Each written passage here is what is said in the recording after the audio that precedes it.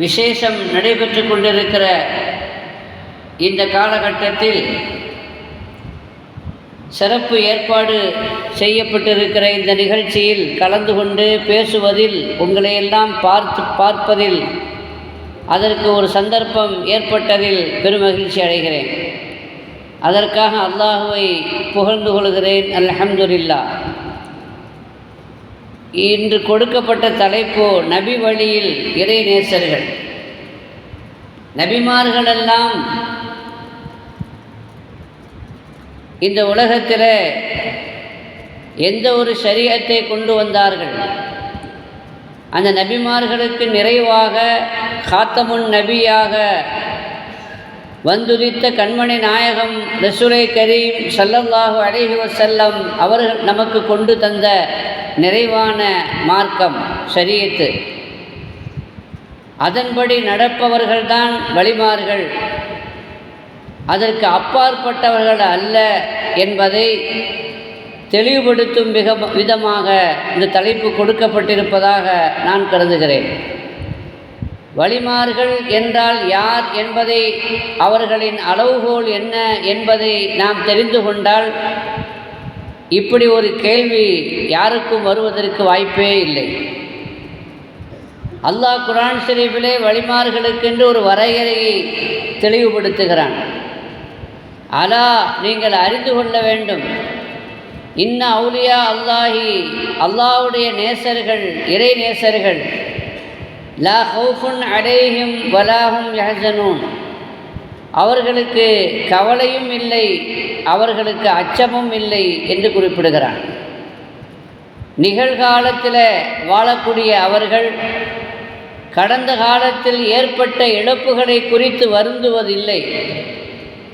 இனி வரக்கூடிய காலத்தில் என்ன நடக்குமோ என்று அவர்கள் அஞ்சுவதும் இல்லை.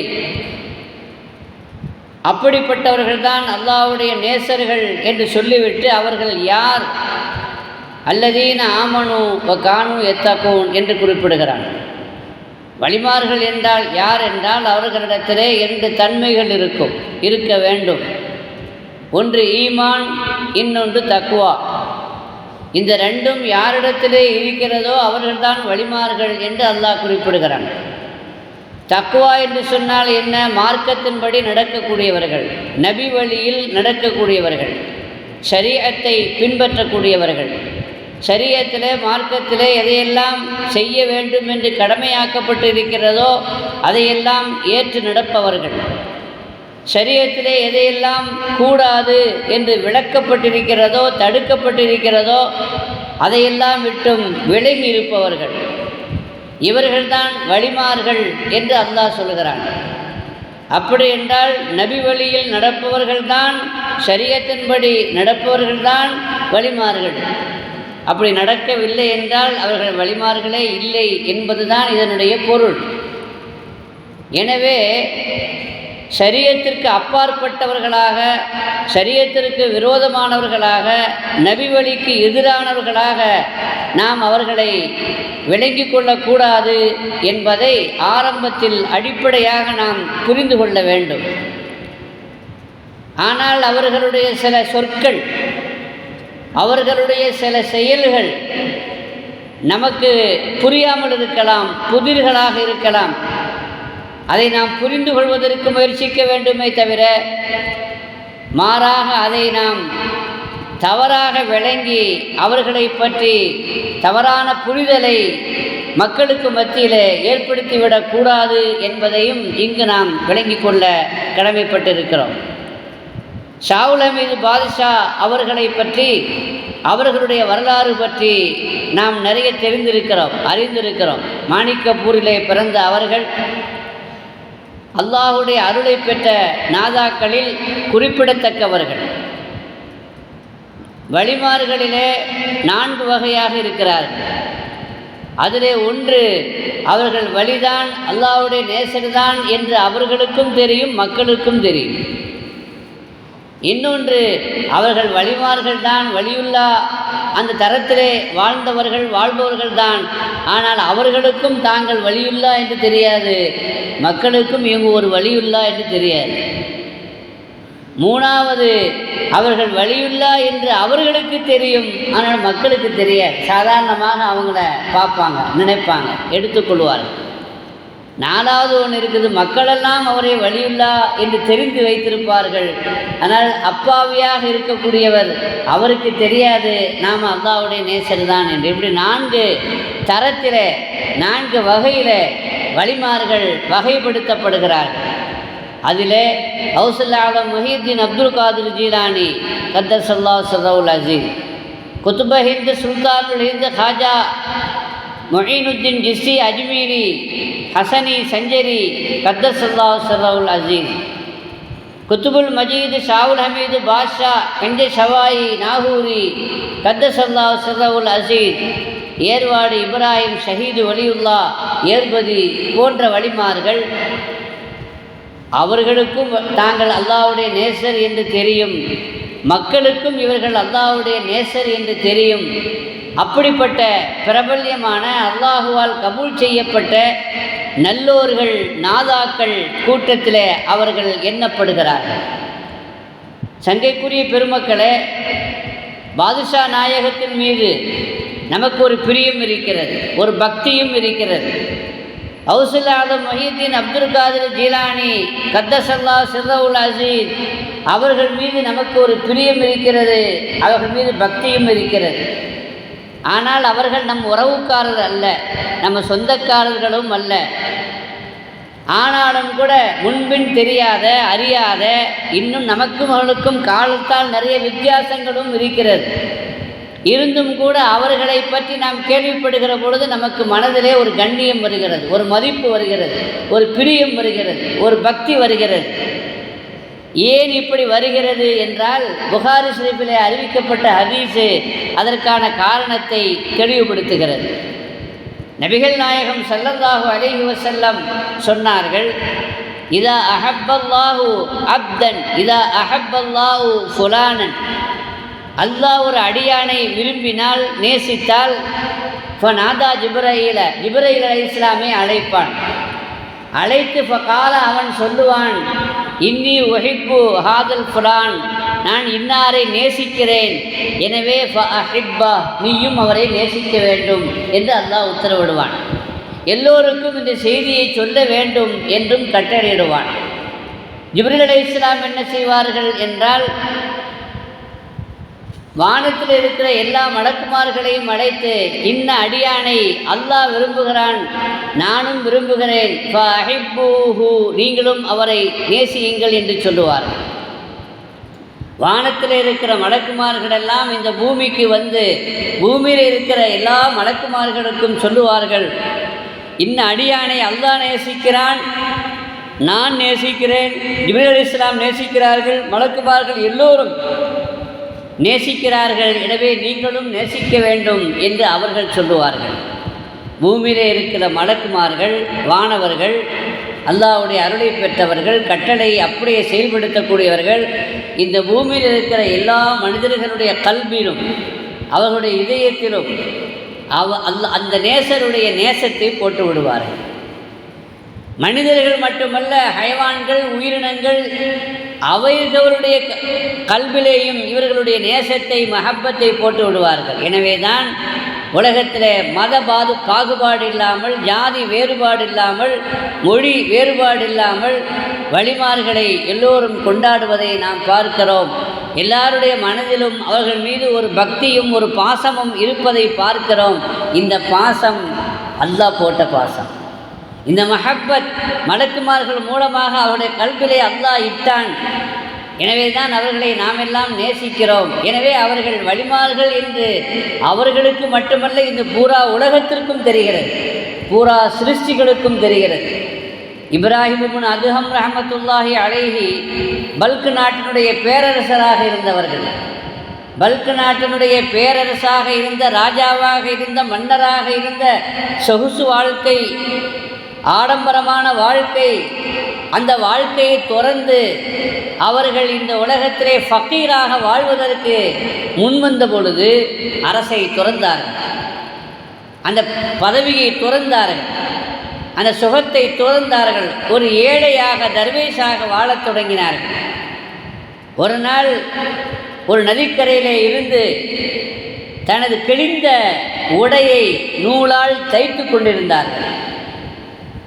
அப்பொழுது அவர்களுடைய அமைச்சரவையிலே மந்திரியாக இருந்த ஒருவர் யதார்த்தமாக அந்த வழியாக நடந்து செல்கிறார். அரசரை பார்த்த உடனே ஆனந்தம், சந்தோஷம், தேடி தேடி அவர்களை கண்டுபிடிக்க முடியாத நிலையில், அவர்களை பெற்றுக்கொள்ள முடியாத நிலையில் இந்த அரசரை பார்த்து விட்டோம், கண்டுகொண்டோம் என்ற ஆனந்தம், மகிழ்ச்சி. அரசே, தாங்கள் என்ன செய்து கொண்டிருக்கின்றீர்கள்? படை பரிவாரங்களோடு நீங்கள் பவனி வருகிற அந்த காட்சி. ஆனால் இங்கு தன்னந்தனியாக நதிக்கரை ஓரமாக ஒரு பாறையிலே அமர்ந்து என்ன செய்து கொண்டிருக்கின்றீர்கள்? என் துணி அதை கிழிந்து விட்டது, அதை இந்த ஊசி நூலால் தைத்து கொண்டிருக்கிறேன் என்று சொன்னார்கள். அமைச்சர் சொன்னார், உங்களுக்கு கிழிந்த உடையை போட வேண்டிய அவசியம் என்ன இருக்கிறது? விலை உயர்ந்த ஆடைகள் உங்களுக்காக இருக்கிறது. அப்படி இருக்கும் பொழுது கிழிந்தால் அதை மாற்றிவிட்டு, கிழியவே செய்யாது, அப்படியே கிழிந்தாலும் அதை மாற்றிவிட்டு சொகுசான விலை உயர்ந்த விலை மதிப்பில்லாத ஆடைகளை அணியக்கூடிய ஒரு உன்னதமான ஸ்தானத்தில் மதிப்பில் இருந்த நீங்கள் இப்படி சாதாரணமான ஒரு நிலைக்கு வரணுமா? இந்த ஆட்சியை விட்டுவிட்டு ஏன் வந்தீர்கள்? இந்த ஆட்சியை இன்னும் உங்களுக்காக கொடுப்பதற்கு தயாராக நாங்கள் இருக்கிறோம். வாருங்கள், மீண்டும் அரச பொறுப்பை ஏற்றுக்கொள்ளுங்கள். பல்க் நாட்டினுடைய பேரரசராக நீங்கள் மீண்டும் வாருங்கள் என்று அழைத்த பொழுது இப்ராஹிம் இப்னு அதுஹம் சொன்னார்கள், எந்த ஆட்சியின் பக்கம் என்னை அழைக்கின்றீர்கள்? நான் இப்பொழுது எந்த ஆட்சியிலே இருக்கிறேன் என்று உங்களுக்கு தெரியுமா? ஃபக்கீருடைய கோலத்திலே நான் இருந்தாலும், ஏழையினுடைய தர்வேசனுடைய கோலத்தில் நான் இருந்தாலும் நானும் ஆட்சி செய்கிறேன். எனக்கும் ஆட்சி இருக்கிறது, அதிகாரம் இருக்கிறது. உங்களிடத்தில் என்ன ஆட்சி இருக்கிறது, என்ன அதிகாரம் இருக்கிறது? பல்க் நாட்டினுடைய பேரரசராக நான் வந்தால் கிடைக்காத ஆட்சி எனக்கு இப்பொழுது இருக்கிறது, அதிகாரம் எனக்கு இருக்கிறது என்று சொன்ன பொழுது, அப்படி என்ன அதிகாரம் உங்களுக்கு இருக்கிறது என்று சொன்ன பொழுது கையிலே இருந்த அந்த ஊசியை எடுத்து அந்த நதியிலே தூக்கி எறிகிறார்கள். தூக்கி எறிந்துவிட்டு இந்த ஊசியை கண்டுபிடித்து தாருங்கள் என்று சொல்கிறார். அதை எடுத்துக்கொண்டு வாருங்கள் என்று சொல்கிறார். உங்களுக்கு முடியவில்லை என்று சொன்னால் இராணுவத்திற்கு அழைத்து உத்தரவு போட்டு எல்லா இராணுவ வீரர்களையும் படை வீரர்களையும் தேடச் சொல்லி அதை எனக்கு எடுத்து வாருங்கள், எடுத்து தர சொல்லுங்கள் என்று சொன்ன பொழுது ஊசியை நதியில் தூக்கி போட்டால் அதை எப்படி கண்டுபிடிக்கிறது?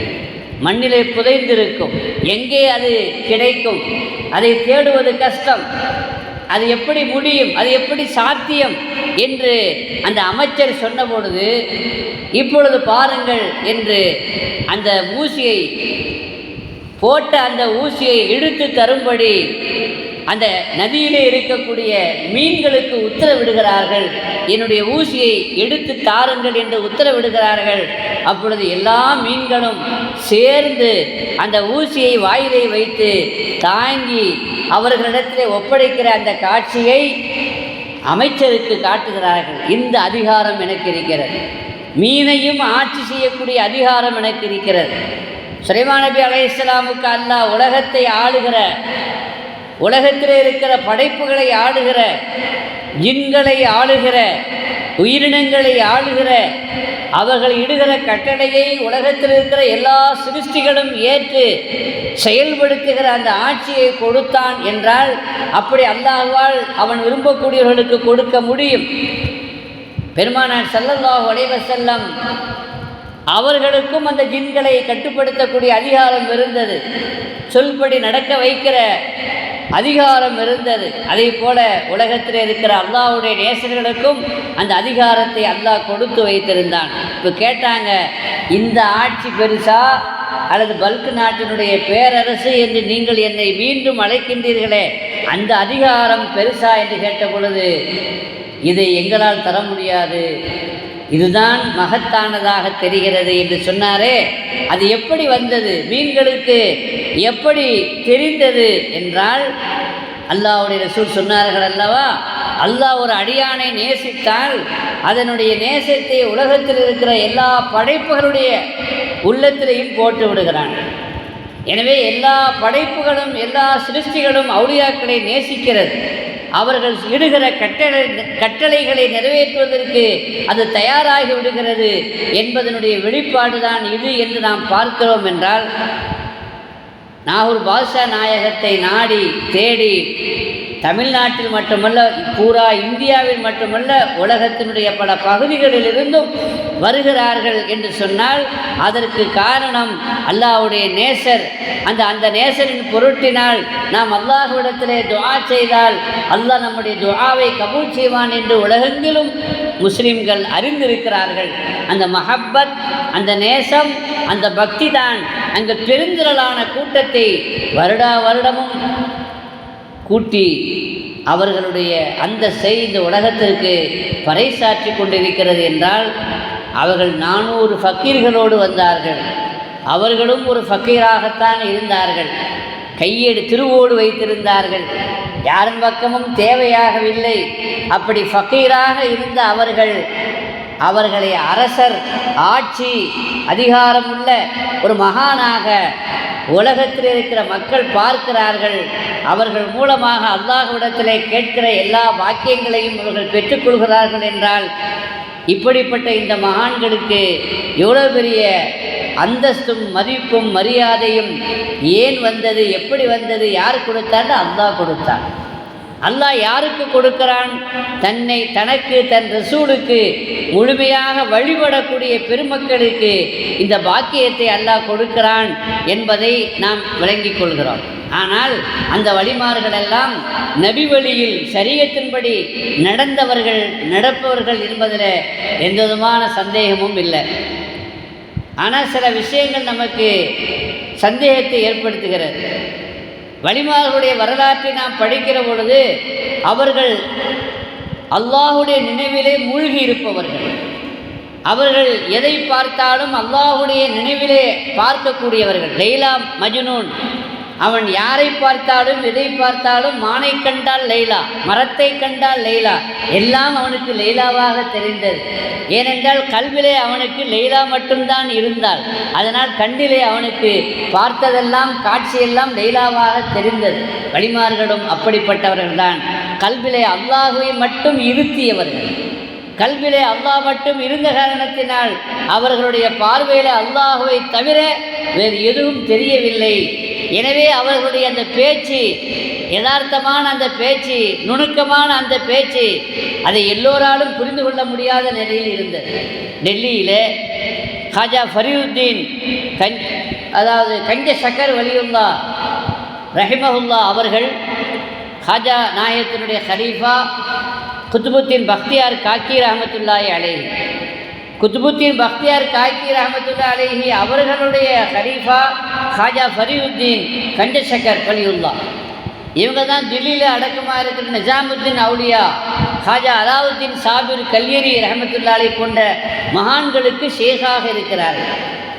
அந்த ஹாஜா ஃபரீதுத்தீன் கஞ்சசக்கர் வலியுல்லா அவர்களுடைய வாழ்க்கையில் எத்தனையோ சம்பவங்கள் வரலாற்றிலே பதிவு செய்யப்பட்டிருக்கிறது. அதில் அவர்களுடைய சீடர் ஒருவர், அவர் நிலை முற்றி அவருக்கு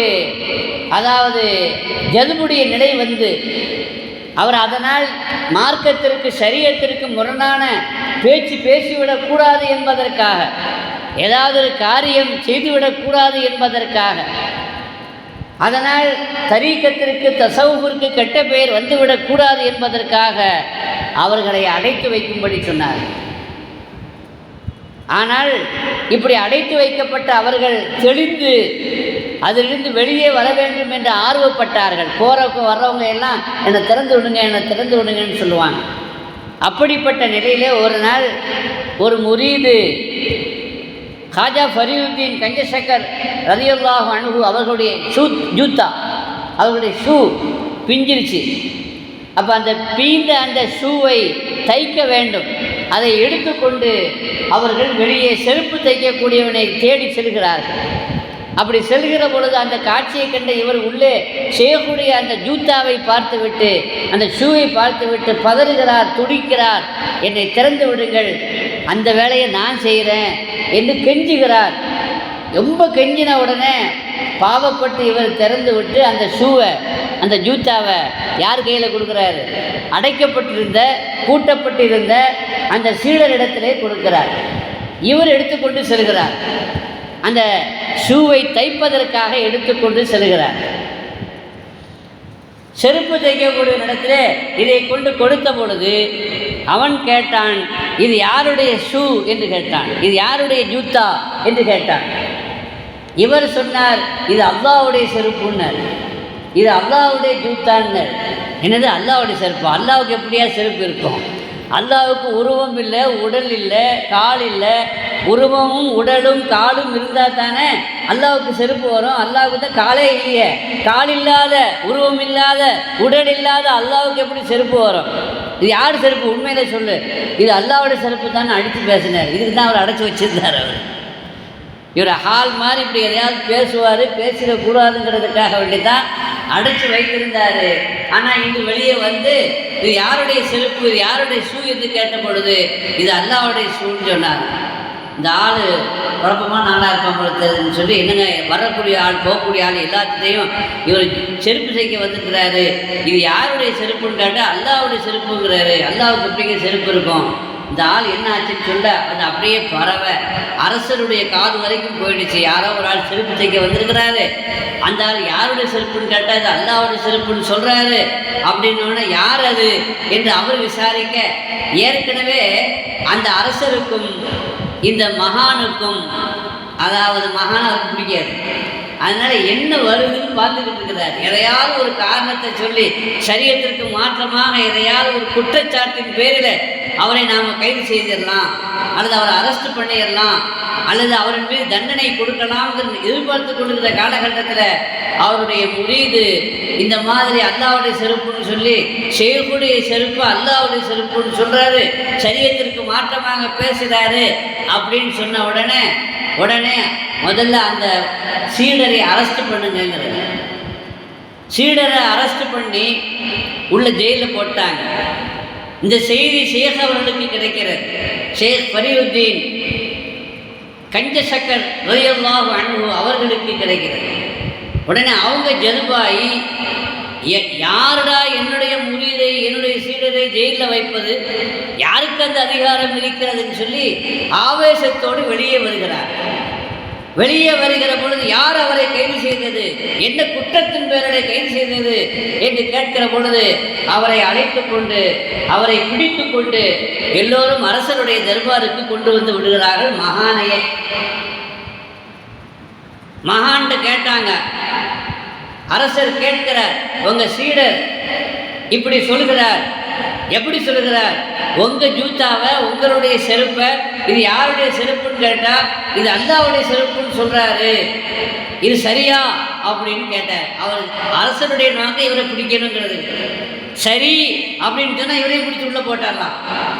சரி இல்லைன்னு சொன்னால் அப்போ இவரை தன்னுடைய முரீது சொன்னது தப்பு தான் அப்படிங்கிறது நிரூபணம் ஆகிடும். அப்படிங்கிறதுக்காண்டு கேட்டார், உங்கள் சீடர் சொன்னது சரியா அப்படின்னு கேட்கும் பொழுது இவர் சொன்னார், அவர் சொன்னதில் என்ன தப்பு இருக்குன்னாரு. காஜா ஃபரீதுத்தீன் கஞ்சசக்கர் வலியுல்லா கேட்டாங்க, அவர் சொன்னதில் என்னென்ன தப்பு இருக்குது, கரெக்டாக தானே சொல்லியிருக்கிறாரு, அது எப்படி சரியாகும்? ஷூ வந்து உங்களுக்குள்ளது, உங்களுக்குள்ள ஷூவை வந்து அல்லாஹ்வுக்குள்ளதுன்னு எப்படி சொல்லலாம், அது சிறுக்கு இல்லையா அப்படின்னு கேட்டார். உடனே அவர் கேட்குறார், யாரிடத்துல? அரசரிடத்துல கேட்டார். இந்த வானத்தை படைத்தது யார் என்று கேட்டார். அல்லாஹ் படைத்தான் என்று அவர் சொன்னார். அப்ப இந்த வானம் யாருக்குரியது? இது அல்லாஹ்வுக்குரியது. பூமியை படைத்தது யார்? அல்லாஹ் படைத்தான். அப்படின்னா இந்த பூமி யாருக்குரியது? இது அல்லாஹ்வுக்குரியது. சூரியனை படைத்தது யார்? சூரியனை படைத்தது அல்லாஹ். அப்படின்னா சூரியன் யாருக்குரியது? அல்லாஹ்வுக்குரியது. சந்திரனை படைத்தது யார்? அல்லாஹ் படைத்தான். சந்திரன் யாருக்குரியது? அல்லாஹ்வுக்குரியது.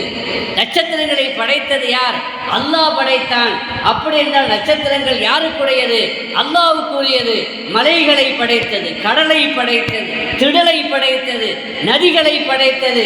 இதுவெல்லாம் யார் என்று கேட்ட பொழுது எல்லாவற்றையும் அல்லாஹ் படைத்தான். அப்படி என்றால் இவைகளெல்லாம் யாருக்கு சொந்தமானது? அல்லாஹ்வுக்கு சொந்தமானது என்று கேட்டுக்கிட்டே வந்தார். மனிதனை படைத்தது யார்? மனிதனை படைத்தது அல்லாஹ். அல்லாஹ் படைத்த அந்த மனிதன் யாருக்கு சொந்தம்? இன்னா லில்லாஹி வ இன்னா இலைஹி ராஜிஊன் என்று அல்லாஹ்வே சொல்லிவிட்டான். அல்லாஹ் சொல்கிறான், நாம் எல்லோரும் அல்லாஹ்வுக்கு சொந்தம். எனவே மனிதனை அல்லாஹ் படைத்தான்.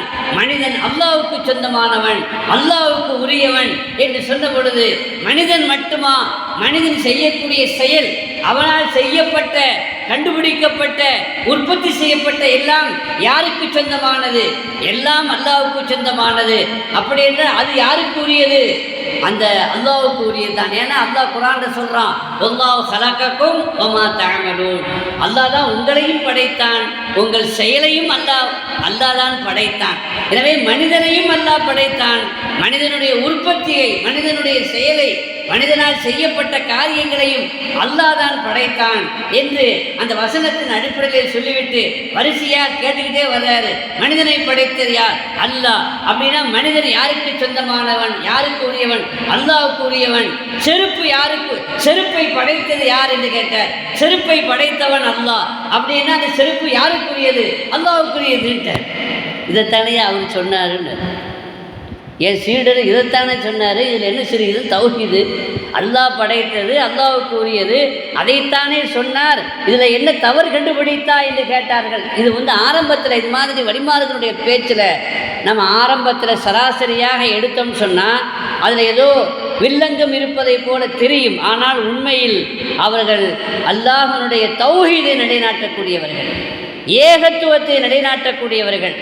அவர்களுடைய கண்டிலே, பார்வையிலே, எண்ணத்திலே, மனதிலே அல்லாஹுவை தவிர வேறு யாருக்கும் இடமில்லை. அப்படிப்பட்ட உன்னதமான தௌஹீதினுடைய உயர்ந்த ஸ்தானத்திலே வாழக்கூடியவர்கள் தான் யார்? மகான்மார்கள்.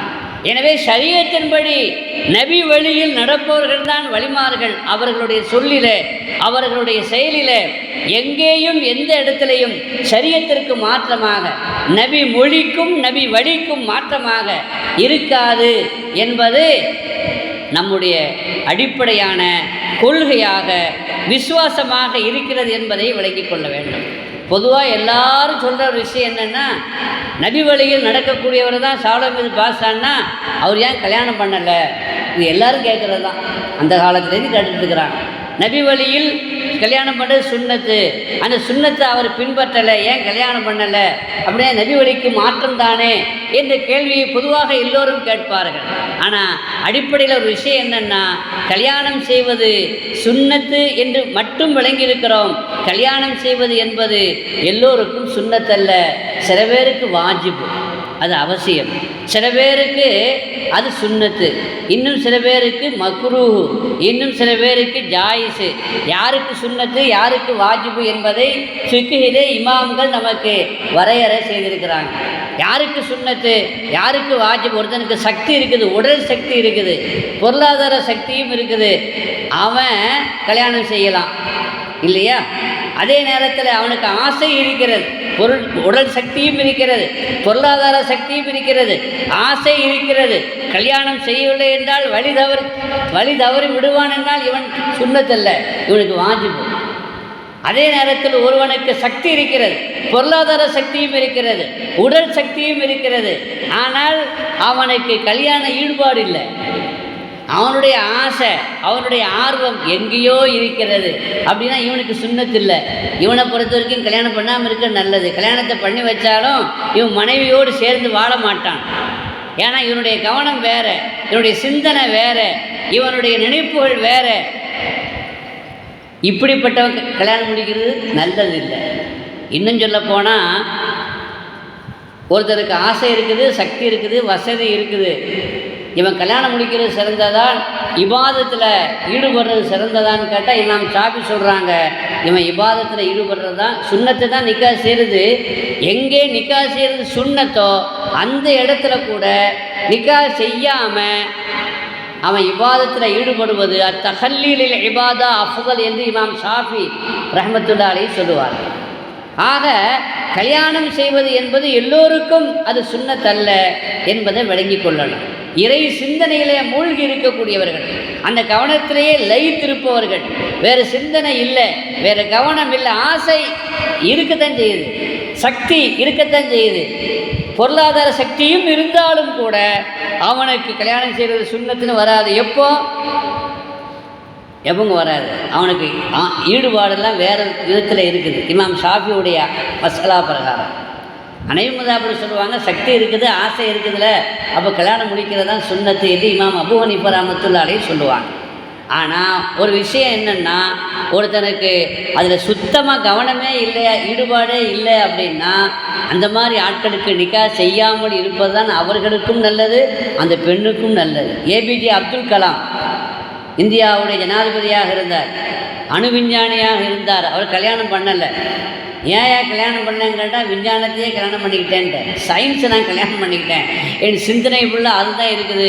இப்படிப்பட்ட ஆளை நீங்கள் கல்யாணம் பண்ணி வச்சிங்கன்னா அவர் மனைவியோடு வாழ மாட்டார். அவர் சயின்ஸில் வாழ்ந்துட்டுருக்கிறார். வானத்தில் இருக்கிற கோள்களை, நட்சத்திரங்களை பார்த்துக்கிட்டு இருப்பாரே தவிர மனைவி பக்கத்தில் இருந்தால் கூட அங்கே பார்க்கவே மாட்டார்.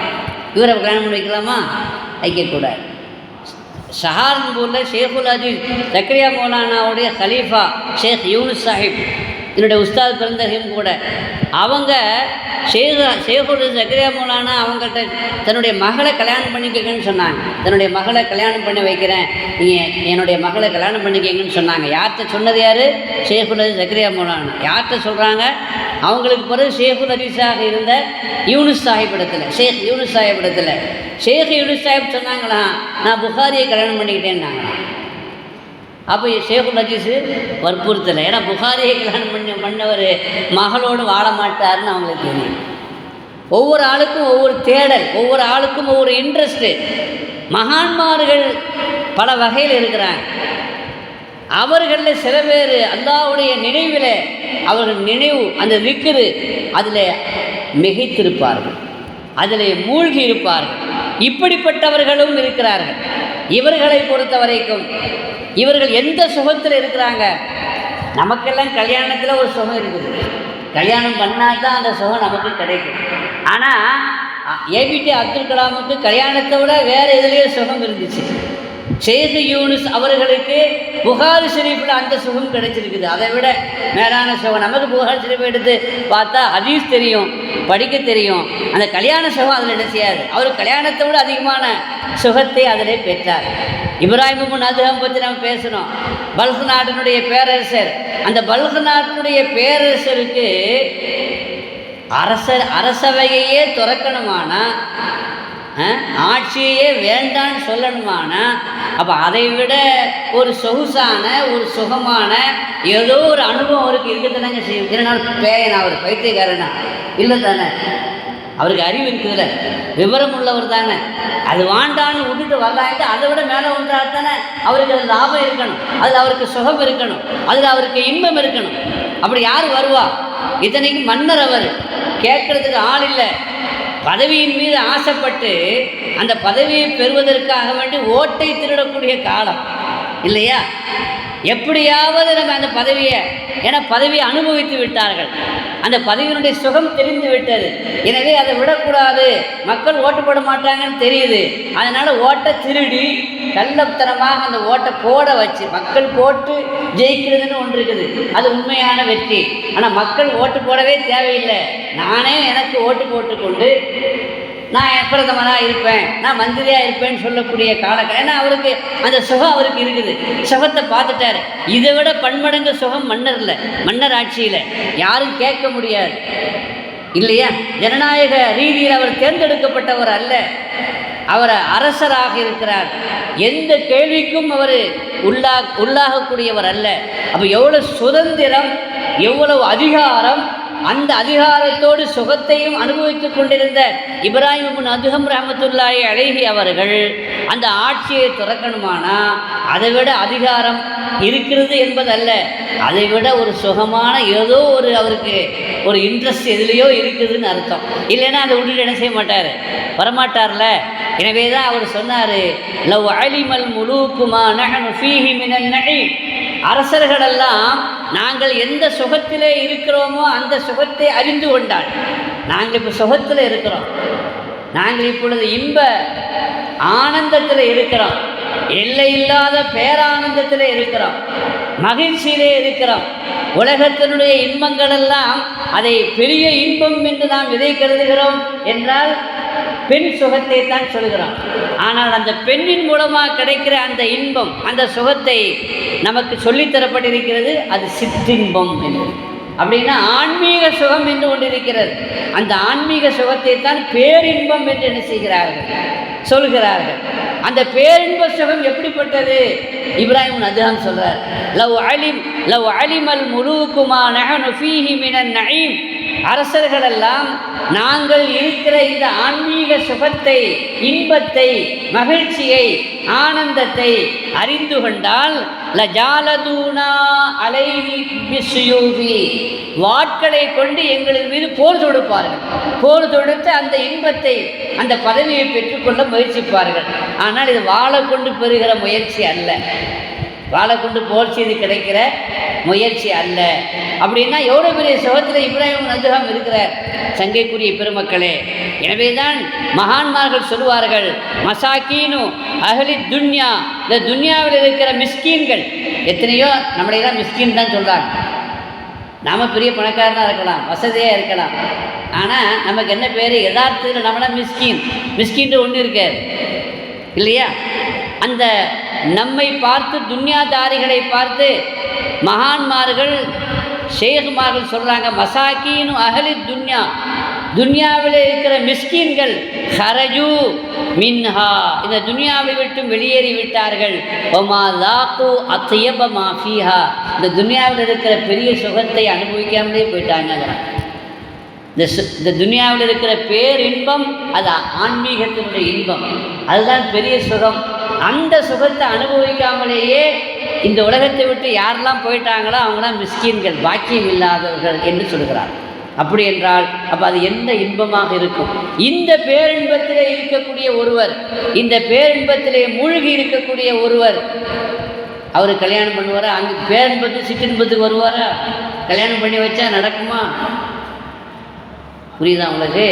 சஹாபாக்கள் இந்த நிலையிலே பல பேர் இருந்தாங்க. எப்படி இருந்தாங்க?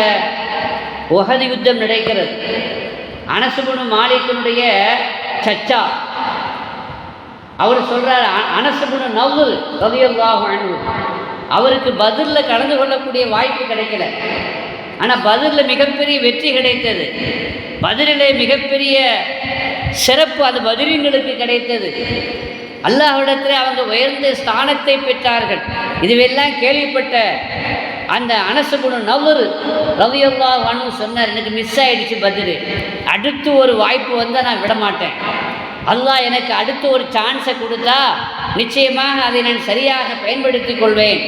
நான் எவ்வளோ பெரிய பாக்கியத்தை இழந்து விட்டேன் என்று தயாராக இருந்தார். உஹது யுத்தம் வருது.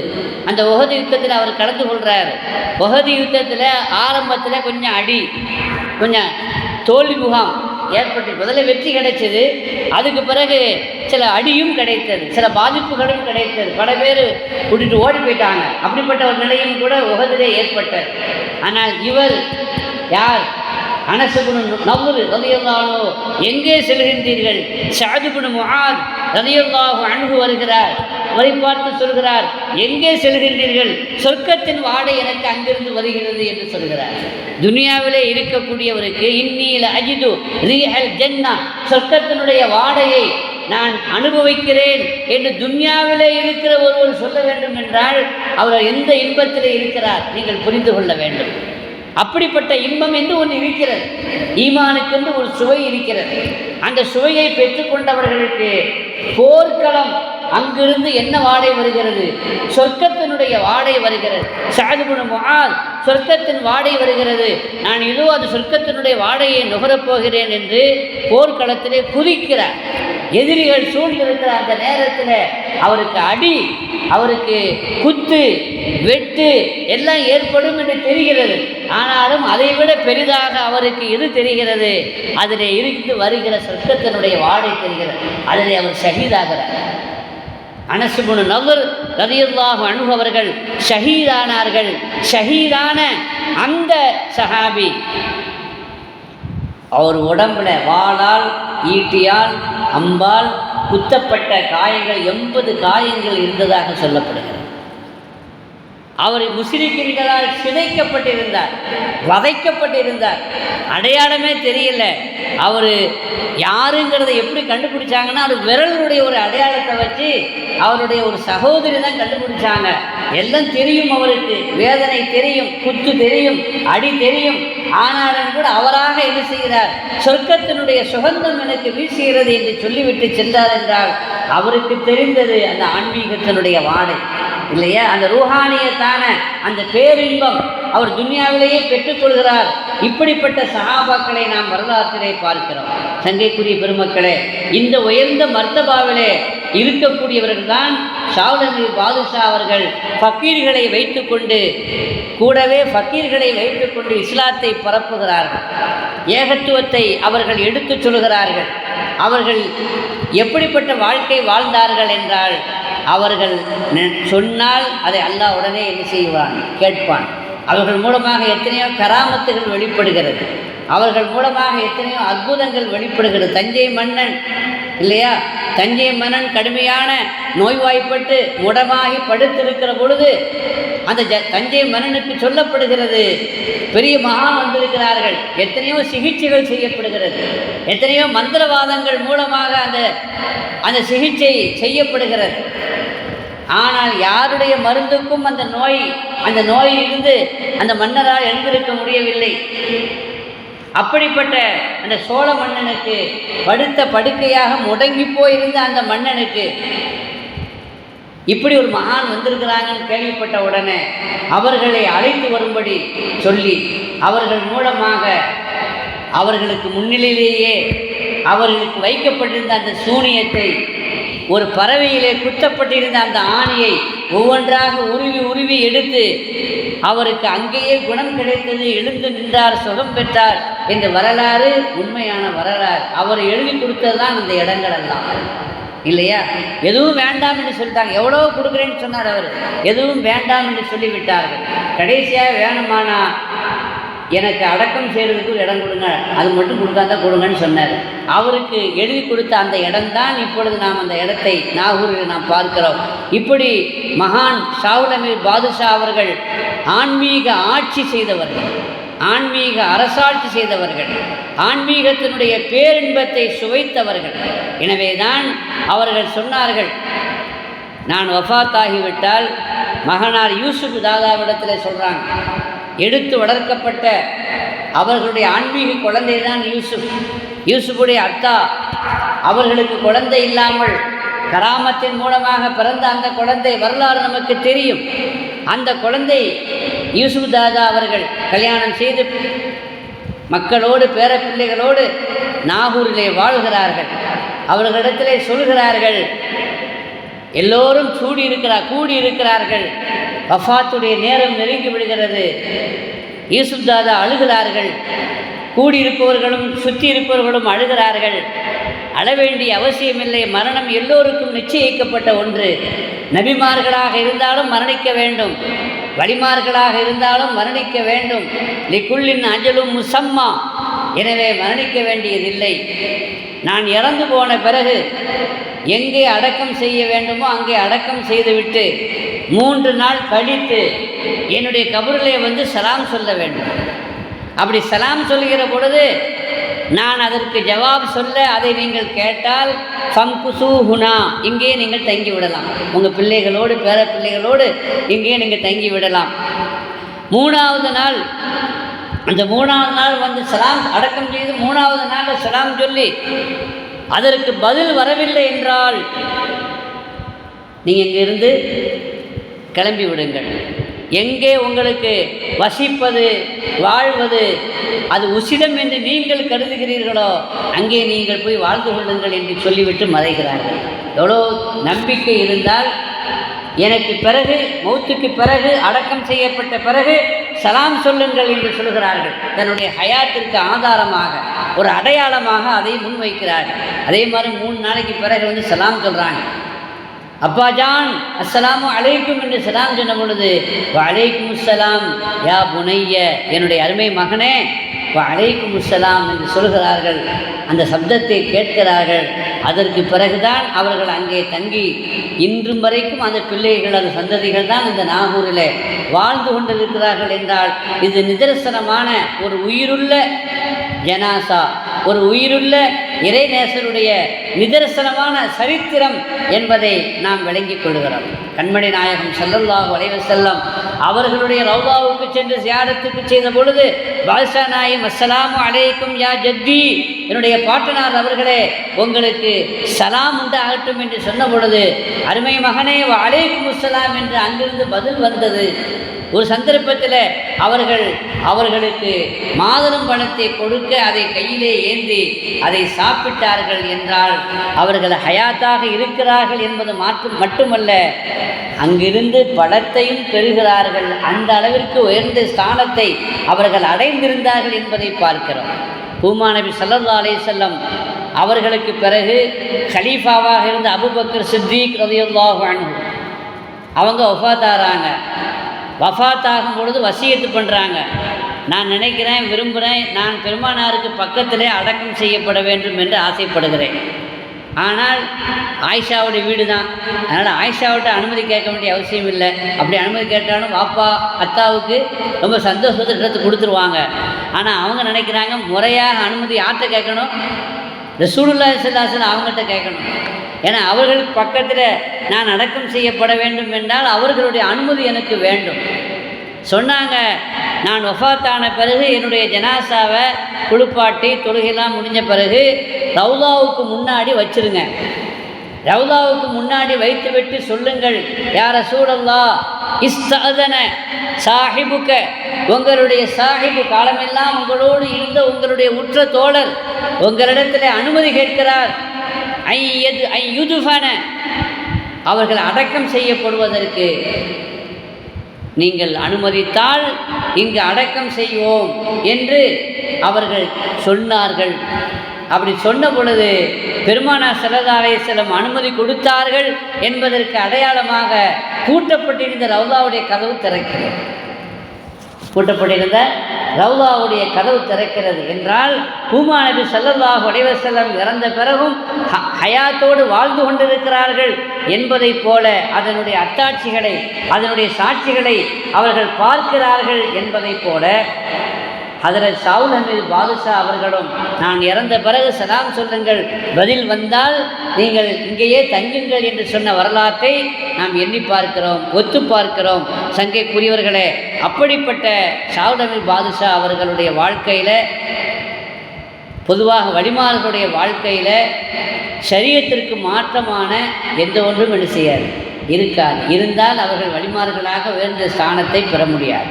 வலியுல்லா யார் என்று கேட்கப்பட்ட ஒரு கேள்விக்கு ஹயாருக்கும், உங்களிலே சிறந்த இறைநேசர்கள் யார் என்று நபிகள் நாயகம் ஸல்லல்லாஹு அலைஹி வஸல்லம் சொல்லுகிற பொழுது அவங்க சொன்னாங்க, மன் கால உம்ருஹு வ ஹஸன அமலுஹு என்று சொன்னார். யாருடைய ஆயுள் நீண்டு சாலிஹான நல்ல அமல்கள் அதிகமாக அவர் செய்கிறாரோ அவர்தான் அல்லாஹ்விடத்தில் மிகச்சிறந்தவர், அல்லாஹ்வுடைய நேசர் என்று கண்மணி நாயகம் ஸல்லல்லாஹு அலைஹி வஸல்லம் சொன்னார்கள். எனவே நல்ல அமல்கள் செய்யக்கூடிய ஒருவர் அவர் அல்லாஹ்வுடைய நேசர், அவர் அல்லாஹ்வுடைய அன்பையும் அருளையும் பெற்றவர் என்பதை இந்த ஹதீஸின் வழியாக, ஏன்னா நல்ல அமல் செய்யக்கூடிய தௌஃபீக்கை ஆயுளையும் கொடுத்து அந்த ஆயுளில் பாவமான காரியங்களை செய்தால், ஒருத்தனுக்கு நீண்ட ஆயுள் இருக்கிறது, ஒருத்தனை சொல்ப ஆயுள்லேயே போயிடுறான், பட்டுன்னு போயிடுறான்னா அவனுக்கு பெரிய பாக்கியம் கிடைக்காது, இபாதத்து அதிகமாக செய்யக்கூடிய வாய்ப்பு கிடைக்கல. ஆனால் ஒருவர் நீண்ட காலம் வாழ்கிறார், ஆனால் நீண்ட காலம் வாழ்கிறார், வாழ்க்கையில் அவருடைய வயதில் பெரிய வித்தியாசம் ஒன்றும் இல்லை, பாவமான காரியங்களில் தான் மூழ்கி இருக்கிறார், இது அவருக்கு ஹைர் அல்ல. அல்லாஹ் குர்ஆன்ல சொல்லுவான், வலா யஹ்ஸபன்னல்லதீன கஃபரு அன்னமா நும்லீலஹும் ஹைருல் லிஅன்ஃபுஸிஹிம், நாம் யாரை நாம் நீட்டி கொடுத்துருக்கிறோமோ, சுனைக்கு வைத்திருக்கிறோமோ, அவங்கள இந்த மாதிரி விட்டு வைத்திருப்பது, வாழ வைத்திருப்பது அவர்களுக்கு அது ஹைருன்னு நினைக்காதீங்க. காஃபிர்கள் பல பேரை விட்டு வச்சிருக்கிறோம், வாழ வச்சிருக்கிறோம், ஆயுஷை கொடுத்துருக்குறோம், வாய்ப்பை கொடுத்துருக்குறோம், ஆனால் அநியாயம் பண்ணுறான், அக்கிரமம் பண்ணுறான், அப்போ அந்த மாதிரி ஆயுசை கொடுத்திருக்கிறது, பதவியை கொடுத்திருக்கிறது. அவன் அக்கிரமம் செய்வதற்கு நாம் வழிவகுத்திருப்பது இது அவனுக்கு கயிறு அல்ல. நாம் இன்னமா நுண்லீலகும் அவனை ஏன் வச்சிருக்கிறோம் அப்படின்னா எஸ்தாது இஸ்மா, அவன் இன்னும் அதிகமாக தப்பு செய்யணும், இன்னும் அதிகமாக அநியாயம் செய்யணும், இன்னும் அதிகமாக அக்கிரமம் செய்யணும். அப்படி அக்கிரமம் செய்யும் பொழுது உலகம் அதாவும் முஹீன், இழிவு தருகிற வேதனை அவனுக்கு கொடுக்க வேண்டும் என்பதற்காகத்தான் குர்பானி கடாவை வளர்க்க மாதிரி தான் நம்ம அவனை வளர்க்குறோம் என்று அல்லாஹ் சொல்லுவான்.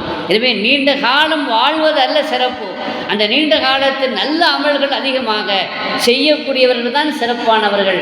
அந்த அடிப்படையில் காலமெல்லாம் வாழ்ந்த காலமெல்லாம் நல்ல காரியங்களை செய்தவர்கள், மக்களுக்கு உதவி செய்தவர்கள், மக்கள் மீது அன்பு காட்டியவர்கள், தாராள மனதையும் வெளிப்படுத்தியவர்கள், ஏராளமான அறக்காரியங்களை செய்தவர்கள், இவர்கள் அல்லாஹ்வுடைய நேசர் என்பதற்கான அடையாளம்.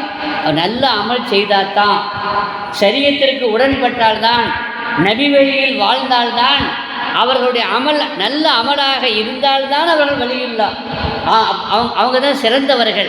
எனவே நபி வழியில் வாழ்ந்தால்தான் வழிமார்களே தவிர, இல்லை என்றால் அவர்கள் அல்லாஹ்வுடைய நேசர்கள் என்ற சிறப்பை, உயர்ந்த அந்தஸ்தை நிச்சயமாக அவர்களால் பெற முடியாது என்பதை நீங்களும் நானும் விளங்கிக் கொள்ள வேண்டும். சங்கைக்குரியவர்களே, இன்னொரு ஹதீஸிலே பெருமானார் ஸல்லல்லாஹு அலைஹி வஸல்லம் கேட்கப்பட்டுச்சு, மன் அவுலியா அல்லாஹ், அல்லாஹ்வுடைய நேசர்கள் யார் என்று கேட்கப்பட்ட பொழுது அவங்க சொன்னாங்க, அல்லதீன இதா ரூ துக்கிரல்லாஹ், யாரை பார்த்தால் அல்லாஹ்வுடைய ஞாபகம் வருமோ அவர்கள்தான் அல்லாஹ்வுடைய நேசர்கள் என்று.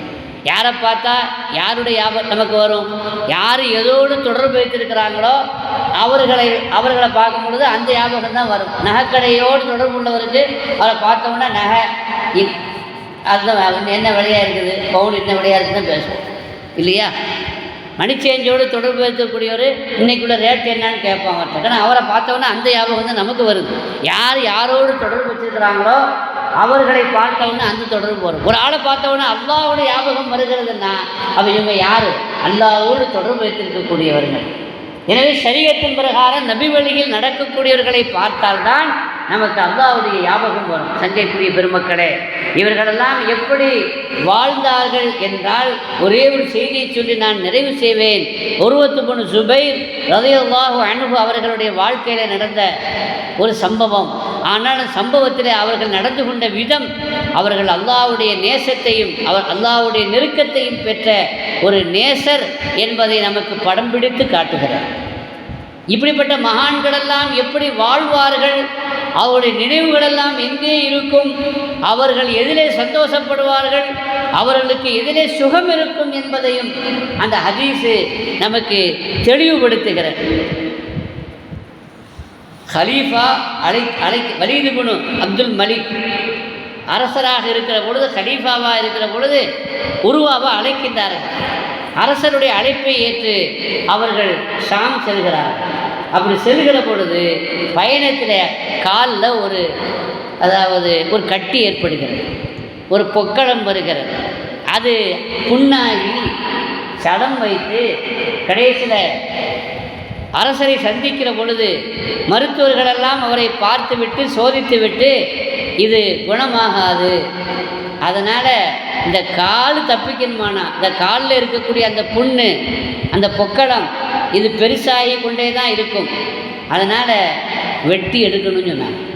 காலை வெட்டி எடுக்கணும், முட்டு வரைக்கும் வெட்டி எடுக்கணும். இல்லைன்னா அது அப்படியே அந்த கிருமி, அந்த வைரஸு உடல் முழுவதும் பரவி உடலுக்கு உயிருக்கு ஆபத்தை விளைவித்து விடும் என்று சொன்னார்கள்.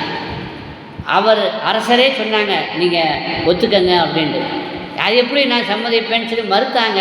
ஆனால் எல்லோரும் சொன்னபோது சரின்னு ஒத்துக்கிட்டாங்க. சரின்னு ஒத்துக்கிட்டா ரம்பத்தை வச்சு காலை அறுக்கணும். அது எவ்வளோ பெரிய வேதனை, உயிரோடு ரம்பத்தை வச்சு அறுக்கணுமானா அது எவ்வளோ பெரிய வலியை தரக்கூடியது. ஆனால் அந்த சம்பவத்தில் அவங்கள்ட்ட சொன்னாங்க, டாக்டர்லாம் வலி தெரியாமல் இருக்கணுமானா கொஞ்சம் மது குடிங்கன்னா, மது குடிச்சிங்கன்னா அந்த காலத்தினுடைய மயக்க மருந்து, நீங்கள் போதையில் இருப்பீங்க, மறந்து இருப்பீங்க, அந்த தெரியாமல் இருக்கும் பொழுது வலி தெரியாமல் நாங்கள் என்ன செய்துடுவோம், உங்கள் காலை நாங்கள் ரம்பத்தை வச்சு அறுத்தரோன்னு சொன்னாங்க. அது சம்மதிக்க முடியாது. கொஞ்ச நேரம் கூட அல்லாஹ்வுடைய நினைவு இல்லாமல் நான் மஸ்தில் இருக்கிறதா, போதையில் இருக்கிறதா, சம்மதிக்கவே முடியாது. கடுமையான வழியாக இருக்குமே. நான் தொழுகையில் இருக்கும் பொழுது இந்த வேலையை பாருங்கள். நான் தொழுகையில் ஈடுபட்டு இருக்கிற பொழுது என் காலை நீங்கள் ரம்பத்தை கொண்டு அறுத்து விடுங்கள் என்று சொன்ன பொழுது அவர்கள் தொழுகைக்கு தக்பீர் கட்டி விட்டார்கள். மருத்துவர்களெல்லாம் ரம்பத்தை கொண்டு காலை அறுக்கிற ஊசி போடுறதே நம்ம மேலே தாங்க முடியல. ஓன்னு கத்துறோம் இல்லை. கர்ச்சிப்பு துணி எல்லாரும் வாயில் வச்சு அமுக்கி அந்த வெளியை தாங்க முடியல. அவ்வளோ பலகீனம் நம்ம குளித்தடிக்கு பயில்வான்கள் நாம். ஆனால் உருவத்து இப்னு சுபைர் அவர்களுக்கு என்ன செய்யப்படுது? ரம்பத்தை வைத்து கால் அறுக்கப்படுகிறது. ஆனால் தொழுகையில் ஈடுபட்ட பிறகு நீங்கள் அதை செய்யுங்க என்று சொல்லப்படுகிறது. அதே மாதிரி செய்கிறாங்க. ஒரு முனங்கள் வரணுமே, இப்படி சத்தம் வரணுமே, ஒரு சத்தமும் வரல, ஒரு முனங்களும் வரலை. நிம்மதியாக தொழுகையை நிறைவேற்றி முழுமைப்படுத்தி தொழுகையிட்டு சலாம் கொடுத்த பிறகு கேட்டாங்கன்னா காலை வெட்டிட்டீங்களான்னு கேட்டாங்களா? ஏன்? அப்போ தொழுகையில் அவர்கள் எந்த நினைவில் இருந்திருப்பார்கள்? எவ்வளோ ஹுதுவோடு தொழுதிருப்பார்கள்? எந்த நினைவிலே அவர்கள் இருந்தால், எந்த நிலையிலே அவர்கள் மூழ்கி இருந்தால் அது அவர்களுக்கு சுகமாக இருந்திருக்கும். இப்படிப்பட்டவர்கள் தான் மகான்மார்கள். அல்லாஹ்வுடைய திக்ரிலே அவர்கள் மூழ்கி இருந்தால் அது அவர்களுக்கு பேரானந்தத்தை கொடுக்கும். எந்த அளவுக்கு பேரானந்தத்தை கொடுக்கும்? ரம்பத்தை வைத்து அறுத்தாலும் கூட அவங்களுக்கு என்ன செய்யாது தெரியாது. இப்படிப்பட்ட மகான்கள் இவர்கள் தான் அல்லாஹ்வுடைய நேசர்கள். அல்லாஹ்வுடைய இந்த நேசர் நபி வழியில் இறை நேசர்கள் இல்லையா?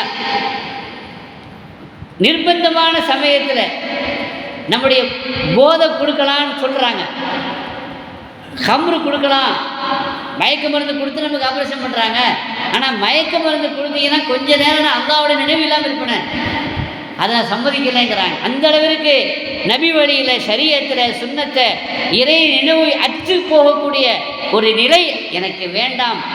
அவர்களுக்கு இரவெல்லாம் நின்று வணங்கக்கூடியவங்க, பகலெல்லாம் நோன்பு ஒழிக்கக்கூடியவங்க. அவங்க அவுராது முடங்கவே இல்லையா, ஒரே ஒரு நாள் மட்டும்தான் முடங்குச்சான். இந்த நாள் ஆப்ரேஷன் பண்ணாங்கல்ல, அந்த நாள் மட்டும் இரவு தொழுகை தொழலை. அடுத்த நாள்லேருந்து ஸ்டார்ட் பண்ணிட்டார் மற்ற எல்லாத்தையும். சுப்ஹானல்லாஹ் இல்லையா?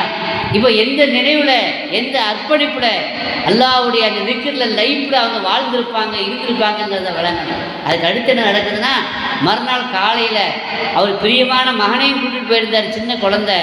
அந்த குழந்தை தவறி போய் குதிரை கட்டி வைக்கப்படுற இடத்துல விழுந்து அந்த குதிரை அவனை மிதித்து அதில் இறந்து போச்சு.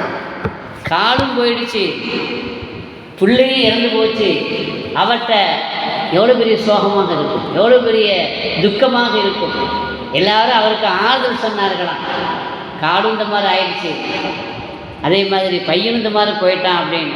இப்போ அவங்க சொன்னாங்களாம், இந்த காலை கொண்டு நான் அல்லாஹ்வுக்கு விரோதமான, ஷரியத்திற்கு மாற்றமாக, நபி வழிக்கு விரோதமாக எந்த ஒரு செயலுக்கும் இடத்திற்கும் நான் செல்லவில்லை. ஆனாலும் கூட அவங்க சொல்ல பாருங்க, அல்லாஹ் எனக்கு 4 உறுப்பை கொடுத்திருந்தான். 1 2 கை, 2 கால், எத்தனைங்க 4. இது எல்லாமே பார்வை, செவி, மொத்தம் எத்தனை 6 உறுப்பை கொடுத்தான். ரப்பே நீ 6 உறுப்பை, முக்கியமான உறுப்பை கொடுத்த, ஒன்றை தான் நீ எடுத்துக்கிட்ட, அல்ஹம்துலில்லாஹ். அதே மாதிரி எனக்கு 7 குழந்தைகளை தந்தாய், 7 மகன்களை தந்தாய். அதில் ஒரு மகனைத்தானே எடுத்தாய், மீதி உள்ள மகனை என்னிடத்தில் தானே வைத்திருக்கிறாய். இருப்பதை பார்க்கிறார்கள், இல்லாததை பார்க்கவில்லை. இதுதான் வழிமார்களுடைய அந்த சுக்குருடைய பார்வை. சங்கைக்குரிய பெருமக்களே, இப்படிப்பட்டவர்கள், இப்படிப்பட்ட மனநிலையில் உள்ளவர்கள் தான் அல்லாஹ்வுடைய ரசூலுக்கு முழுமையாக கட்டுப்பட்டவர்கள் தான், சபரோடு வாழ்ந்து அது வாழ வேண்டும் என்பதை கற்றுக் கொடுத்தவர்கள் தான் அல்லாஹ்வுடைய நேசர்கள் என்பதை பார்க்கிறோம். என்றால் உருவத்து இப்னு சுபைர் ரலியல்லாஹு அன்ஹு அவர்கள் மிகச்சிறந்த ஒரு எடுத்துக்காட்டாக, அந்த கால் எடுக்கப்பட்ட அந்த நேரத்திலையும் தொழுகை விடாதவர்களாக, ஷரியத்திற்கு மாற்றமாக ஷரியத்தை விடாதவர்களாக வாழ்ந்தார்களே. அப்படிப்பட்ட அல்லாஹ் நமக்கு ஆரோக்கியத்தை தரணும், நமக்கு ஆஃபியத்தை தரணும். உயிர் உள்ள வரைக்கும் நம்மளுடைய உடல் உறுப்புகளை சஹீ சலாமத்தாக ஆக்கணும். நமக்கு அந்த வேதனையை தந்தால் நம்மளால் தாங்க முடியாது. வேதனை இல்லாத, நோய் இல்லாத, நோயற்ற வாழ்வை அல்லாஹ் நமக்கு தந்து எல்லா நிலைகளிலும் அல்லாஹுவை நினைத்து மறக்காமல் அவனுடைய கடமைகளை செய்யக்கூடிய தௌஃபீக்கை அல்லாஹ் நம் அனைவருக்கும் வழங்கி அருள் புரிய வேண்டும். பிஹக்கி சய்யிதினா முஹம்மத், கிருபையுள்ள நாயனே.